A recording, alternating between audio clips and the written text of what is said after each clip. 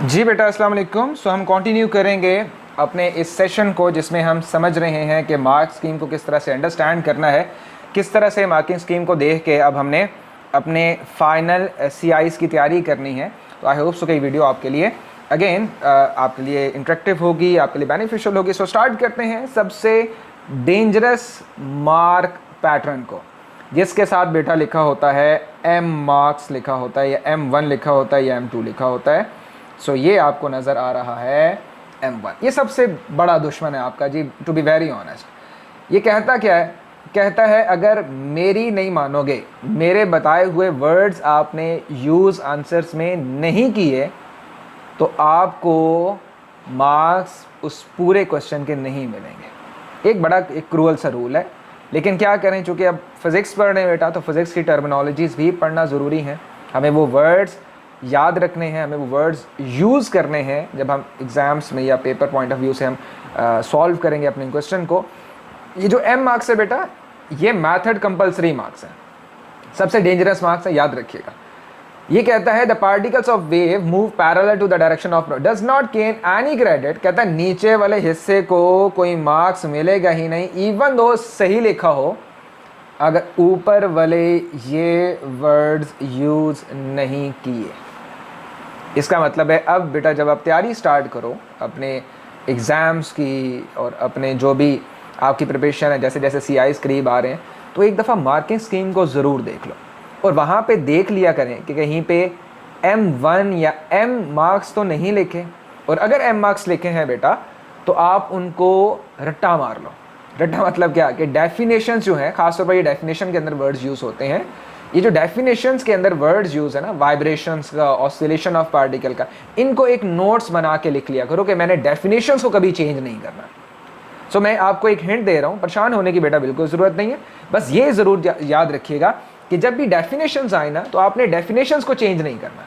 जो आपके टीचर्स आपको डेफिनेशन लिखवा रहे हैं, अगर आप मेरे जो लेक्चर सुन रहे हो, या कोई भी अगर आपको टीचर पढ़ा रहे हैं और अगर आपको टीचर डेफिनेशन लिखवाते हैं बेटा, तो वो डेफिनेशन आपने एज इट इज़ लिखनी है। ये बात ज़रूर याद रखिए, क्योंकि उसकी डेफिनेशन में ऐसे वर्ड्स होंगे जो कि आपको फेवर करेंगे कि आपके जो M मार्क्स हैं उसको आप आसानी से क्लियर कर लो। तो आपने देखा भी होगा बाज़ अगर टीचर्स आपने डेफिनेशन बार बार कह रहे होते हैं मुझे डेफिनेशन सुनाओ, डेफिनेशन सुनाओ, तो उसका पर्पज़ यही होता है। सो अब ये मेरे ख्याल से लॉन्गिट्यूडनल वेव की डेफिनेशन है, जिसमें हम पढ़ रहे हैं कि द ऑसिलेशन ऑफ पार्टिकल या vibration of particle is parallel to the direction of propagation of wave. Is it clear और नॉट? सो आपने ऑसिलेशन का वर्ड ज़रूर लिखना है, वाइब्रेशन का वर्ड, इन दोनों में से कोई एक वर्ड ज़रूर हो। कि आपको पता होना चाहिए कि पार्टिकल्स वाइब्रेट कर रहे हैं, पार्टिकल्स को चोर नहीं कर रहे कि जो कोई पैरेलल होनी चाहिए डायरेक्शन ऑफ वेव के। तो M मार्क्स को बेटा आपने लाइट नहीं लेना। M मार्क्स के अंदर जो भी वर्ड्स हैं, कोशिश करो कि वो डेफिनेशन ज़रूर याद रखो, वो वर्ड्स अपने माइंड में ज़रूर रखो, जैसे जैसे आप अपने फाइनल की तरफ जा रहे हो। ठीक है, ये बेटा एक बड़ा कॉमन सा एक क्वेश्चन है कि हमें बाज़ औक़ात जब P4 हम बच्चों को करवा रहे होते हैं, तो वो बच्चे कहते हैं सर मेरा आंसर आ रहा है 16 आंसर आ रहा है, जबकि मार्किंग स्कीम में 15.5 है या 15 पॉइंट समथिंग आंसर है, तो क्या मेरा आंसर ठीक है या नहीं ठीक? तो ये वो कॉन्सेप्ट है बेटा जो वो बच्चे मिस कर जाते हैं जब वो पेपर सॉल्व करते हैं, और कहीं ना कहीं उनका सिग्निफिकेंट फिगर्स की वजह से या राउंड ऑफ सही नहीं करने की वजह से या किसी और फैक्टर की वजह से एक मार्क्स कभी कभी डिटेक्ट हो जाता है। मैं ये नहीं कह रहा कि हमेशा डिटेक्ट होगा, कभी बाज़ औक़ात कभी डिटेक्ट हो जाता है, खासतौर पर P6 के पेपर में। रीज़न क्या है बेटा कि जब भी एक क्वेश्चन है जो कि थ्योरी स्ट्रक्चर क्वेश्चन है, P4 का क्वेश्चन है, जब भी वो आपको क्वेश्चन देगा और आप उसको एक स्टेप से आप उसको फाइंड आउट कर रहे होगे, उसकी रिक्वायरमेंट उसकी फाइंड आउट कर रहे हो। जैसे ये क्वेश्चन है जो कि मोमेंट का क्वेश्चन है बेटा, और मोमेंट को क्वेश्चन के पहले पार्ट में आपने क्या करना है, इस मास को कन्वर्ट करना है किसमें, फोर्स में या वेट में कन्वर्ट करना है। तो उसके लिए आपको ये सारा मेथड यूज़ करना पड़ा, और आपका बेटा आंसर आया फोर्स का 1.27। आपने उसको राउंड ऑफ कर दिया 1.3 में, और इसको आपको 1 मार्क्स मिल जाएगा। लेकिन बेटा अब आपने क्या किया कि जैसे ही मोमेंट का ये F आपने यहाँ यूज़ करना था, तो आपने इसकी जगह 1.3 यूज़ नहीं करना बेटा। कौन सा यूज़ करना है? ये 1.27 जो कि राउंड ऑफ करने से पहले आया था, आपने वो यूज़ करना है। ये छोटी सी बात है जो कि बहुत से बच्चों को नहीं पता होती। आई होप सो कि ये पॉइंट आप अंडरस्टैंड कर पाए होगे कि देखो मैंने 1.3 नहीं यूज़ किया, यहाँ पे मैंने क्या यूज़ किया, 1.27 यूज़ किया मैंने। तो अगर 1.27 यूज़ करोगे तो आपका आंसर करेक्ट आंसर आएगा। अगर आप 1.3 भी यूज़ कर लोगे तो बहुत कम चांसेस है कि आपके मार्क्स कटें, लेकिन एक्चुअल जो मेथड है ना, जो रियलिटी है वो ये है कि आपको नेक्स्ट पार्ट में वही वैल्यू यूज़ करनी है जो कि राउंड ऑफ करने से पहले थी। Is it clear? नेक्स्ट आगे चलते हैं जी। सिग्निफिकेंट फिगर्स का बहुत बड़ा रोल होता है बेटा। P4 में तो इतना ज़्यादा बड़ा रोल नहीं होता, लेकिन बेटा जो P6 है उसके अंदर इसने तो एक मेन बैकबोन है जी P6 की। तो P4 में आपको इतना ज़्यादा टारगेट नहीं किया जाता, आपके मार्क्स डिटेक्ट नहीं होते सिग्निफिकेंट फिगर्स की वजह से। इवन कि आपके कैलकुलेटर में अगर बड़ा सा आंसर आ रहा है ना 2.453, इतने बड़े बड़े आंसर 2.45378 इतने भी बड़े आंसर आ रहे हैं, तो अगर आप वो सारे के सारे लिख दो तो तब भी आपके मार्क्स डिटेक्ट नहीं होते। लेकिन अगर यही आप काम P6 में करोगे तो आपके मार्क्स डिटेक्ट होंगे, ये बात मेरी याद रखिएगा।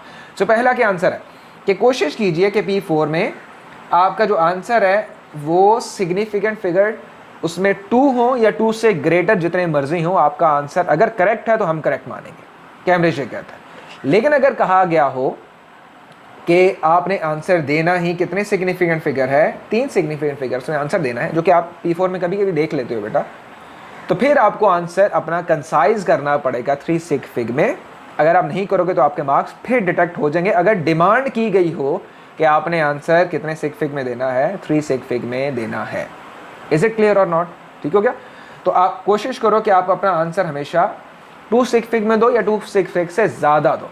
हाँ, बाज़ औक़ात जैसे 5 को डिवाइड कर रहे हो 5 से, तो इसका आंसर तो आना ही 1 है, तो इसको अगर अब 1 आ भी गया तो दैट्स ओके।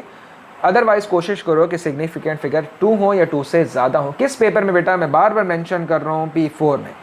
P6 में ये रूल नहीं चलता। P6 में अपने क्राइटेरियाज हैं सिग फिग को लिखने के। P4 में आपको रिलैक्सेशन दी जाती है क्योंकि मेजरमेंट्स आप इतनी करते नहीं हो। ठीक है, ओके। नेक्स्ट कुछ फैक्टर्स हैं कि आपके स्पेलिंग मिस्टेक्स नहीं काउंट होते, आपकी ग्रामर नहीं देखी जाती कि जब भी आप आंसर लिख रहे हो। अगर आपकी ग्रामेटिकल मिस्टेक्स हैं, आपकी स्पेलिंग मिस्टेक्स हैं इवन, तो उसके मार्क्स आपके डिटेक्ट नहीं होते। लेकिन बाज़ औक़ात कुछ बच्चे ऐसे करते हैं कि जैसे करेक्ट आंसर है रिफ्रैक्शन का, इज इट ओके और नॉट, और वो बाय मिस्टेक आर की जगह क्या लिख देते हैं, एल लिख देते हैं। अब एग्जामिनर को क्या पता बेटा कि आप रिफ्लेक्शन लिखना चाहते हो या ये रिफ्रैक्शन लिखना चाहते हो? कैसे वाला? अगर इसी ए को मैं ई कर दूं तो ये क्या बन जाएगा? रिफ्लेक्शन बन जाएगा। तो एग्जामिनर को नहीं पता कि आप एल को आर करना चाहते हो या ए को ई करना चाहते हो, तो इन दैट केस आपके मार्क्स डिटेक्ट होंगे, अदरवाइज आपके मार्क्स डिटेक्ट नहीं होंगे अगर आप स्पेलिंग मिस्टेक कर भी जाते हैं। The next is all about crossing out in the answer spaces. अब मैं इसको बेटा आपको समझा देता हूँ। फॉर एग्जाम्पल मैं आंसर लिख रहा हूँ एक, ये ब्लैक स्क्रीन मैंने आई होप सो कि आपको शो हो गई होगी। बेटा मैं आंसर लिख रहा हूँ, कोई भी आंसर लिख रहा हूँ। लेट्स सपोज कर मैं करता हूँ W is equal to mg and W is equal to maths कितना आ गया 10 एंड वैल्यू मैं इसकी ले रहा हूँ 9.8 और इसका आंसर मेरे पास कितना आ गया 98 मीटर पर सेकंड या जितना भी आपके सॉरी न्यूटन, इसमें आपके पास आंसर आ गया, जो भी आंसर आ गया। Is it clear? और मैं अचानक से क्या करता हूँ, इसको क्रॉस कर देता हूँ और बाकी एरिया ब्लैंक छोड़ देता हूँ। ओके, ये ए पार्ट था और मैं बी पार्ट पे चला जाता हूँ और बी पार्ट पे जाके मैं कोई आंसर लिख देता हूँ, तो वेट इज ग्रेविटेशनल फ्ला फ्ला फ्ला, जो भी ग्रेविटेशनल फोर्स होगी फ्ला। ठीक हो गया? अब एग्जामिनर जब आता है तो आपको फॉर एग्जांपल अगर नीचे वाला क्वेश्चन ठीक है तो इसके तो 1 मार्क्स दे देगा या 2 मार्क्स दे देगा। ऊपर वाले क्वेश्चन में आता है और इवन दो आपने इसको कैंसिल किया हुआ है, उसके बावजूद भी एग्जामिनर देखेगा कि आया इसका आंसर ठीक है कि नहीं ठीक। अगर ये आंसर ठीक है, करेक्ट है, इवन दो आपने इसको क्या किया हुआ है, क्रॉस किया हुआ है, तो फिर भी बेटा आपको इसके 2 मार्क्स या जितने भी मार्क्स हैं इसके मिल जाएंगे, इवन दो आपने क्रॉस किया। लेकिन अगर आप क्या करते हो, ध्यान से प्लीज देखिएगा, ये आपने किया, इसको क्रॉस करके आप क्या करते हो, W is equal to m में कर देते हो and W is equal to maths की जगह 10 लिखते हो, एक्सेलरेशन की जगह आप कोई भी वैल्यू 5 फुट करके W is equal to 50 newton अब आंसर निकाल, जो कि गलत है। तो फिर एग्जामिनर ये नहीं देखेगा कि ये आपने ठीक किया है, ये आपने गलत किया, वो इसको क्रॉस करके आपको 0 मार्क्स दे देगा। इज इट क्लियर कि नहीं क्लियर? तो बाज़ वक़्त आपके फेवर में भी ये बात चली जाती है कि अगर आपका आंसर आपने गलत लिखा है, इवन दो उसको क्रॉस कर दिया, इसके बावजूद भी एग्जामिनर आपको दे देता, मार्क्स दे देता। ठीक हो गया? So if work is crossed out and replace it will be ignore. अगर आपने जो सही आंसर है उसको क्रॉस आउट कर दिया और उसको रिप्लेस कर दिया किसी और आंसर से जो कि रॉन्ग है या रॉन्ग नहीं भी है, तो आपका जो क्रॉस हुआ वर्क है वो उसको इग्नोर कर दिया जाएगा, वो कंसीडर कैमरेज नहीं करेगा। लेकिन अगर if however it is cross out and not replace, the examiner will attempt to mark the crossed out work. इसका मतलब एग्जामिनर आपको उसके मार्क्स दे देगा जो इवन दो आपने क्रॉस कर दिया। So if there are two conflicting answer, तो कन्फ्लिक्ट नहीं पैदा करना आंसर देते हुए, वन ऑफ विच इज, अगर एक उसमें से, अच्छा अब दो आंसर आप दे दिए, जैसे W=mg कर दिया एंड W=ma भी कर दिया, और दोनों के आंसर आपने यहाँ से एक का निकाल दिया बेटा 98 निकाल दिया, एक का आंसर आपने 50 निकाल दिया। इस केस में एक ठीक है एक गलत है, तो एग्जामिनर क्या करेगा, the examiner will not choose the correct answer. So तो ये भी क्रॉस कर देगा एग्जामिनर, ये भी क्रॉस कर देगा। इस बच्चे को पता ही नहीं कि आंसर ठीक कौन सा है। Is it clear? तो कोशिश करो कि एक आंसर लिखो और उसी पे आप कायम रहो, उसी को ठीक रखो, उसी को क्रॉस नहीं करो। इवन तो क्रॉस करते तब भी चेक हो जाएगा, लेकिन ये है कि एक आंसर लिखो। अगर दो आंसर लिखते हो, एक ठीक है गलत, तो आप ये कभी नहीं सोचना कि एग्जामिनर आपको ठीक के नंबर दे देगा।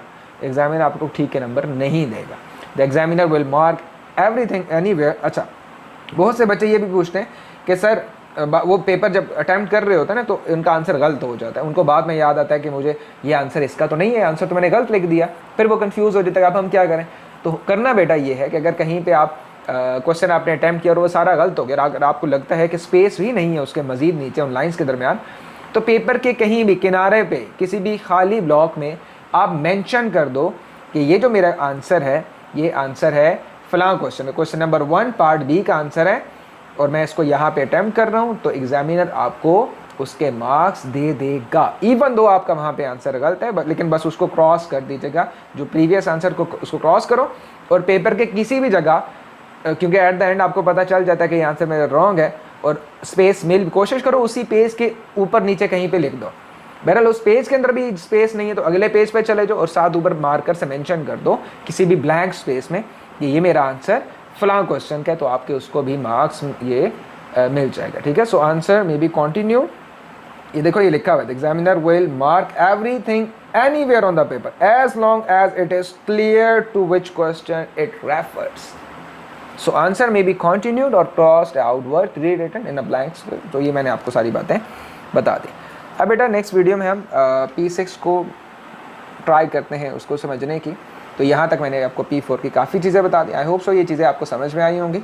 सो P6 की जो वीडियो है वो भी ज़रूर देखिएगा, क्योंकि P6 एक मेन पोर्शन है जो कि जहाँ पे बच्चे मार्क्स लूज़ करते हैं। ठीक है? इवन तो उसकी परसेंटेज कम होती है, लेकिन फिर भी आपको मार्क्स तो गेन करने हैं ना।